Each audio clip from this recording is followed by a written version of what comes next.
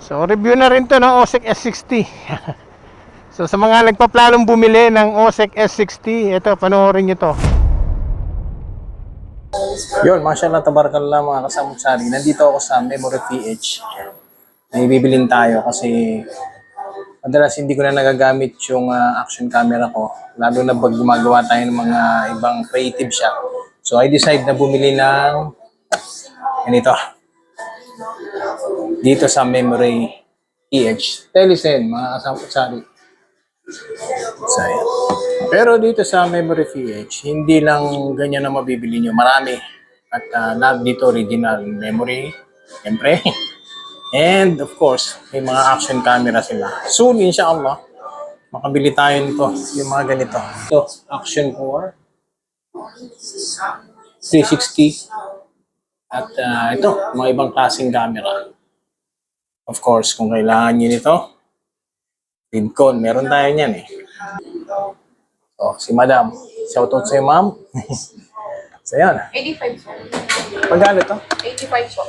And bumili na rin tayo rito, adapter para gagamitin natin kasi need ko yung ball head. Of course, dapat meron tayong magandang ganitong stick. So, abangan nyo.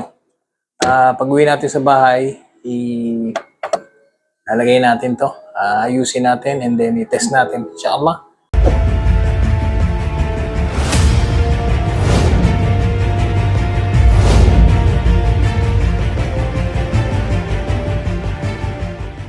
Test natin tong position ng action camera natin.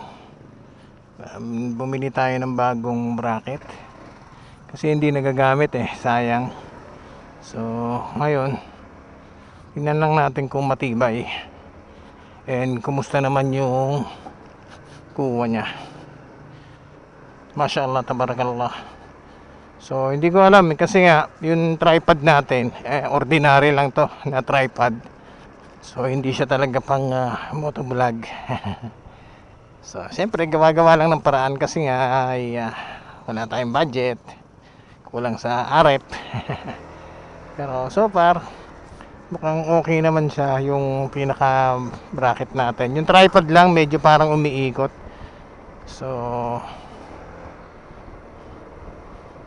wala tayong choice kundi subukan lang. So hindi natin alam kung maganda siya pag matulin. Ano bang kalalabasan ng ating kuha. So from time to time lang naman to, pang material din. Hindi naman siya yung talagang dyan nakaposisyon. La ilaha illallah Muhammad Rasulullah. Dati nga cellphone lang gamit ko dyan eh. Dyan ko minamount. Ang lakas ang loob ko, cellphone ko yung ginagamit ko. Pero wala, di ba? Kasi nga gusto mo magkaroon ng kuha na maganda na para may yung mga manunood sa atin at least, di ba? Hindi lang isang posisyon o isang angulo lang ng kuha natin yung pwede nilang mapanood. Kasi siyempre nakakaumay rin naman Parang wala kang effort para bigyan ng magandang camera shot yung viewers natin. So tsaga-tsaga lang 'yan. And sa mga kagaya natin nagsisimula, kahit ba sabihin natin ganun-ganun lang, pero inshallah yung mga viewers natin nag-i-enjoy kahit papano.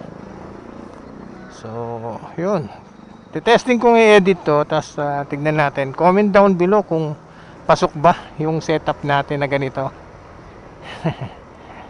And siyempre yung audio kung malinaw pa ba. So hindi natin alam kasi ang hirap lalo na dun sa ginagamit natin na editor, kailangan ng pro. So hindi natin noise cancellation. Yung original na audio nito, yung pa rin, as in wala tayong aayusin na iba. So tignan natin yung kuha ng OSEC S60 sa loob ng isang taon mahigit. May pagbabago ba ito o wala? Both yan OSEC S60 ang gamit natin. So wala tayong upgrade sa camera natin.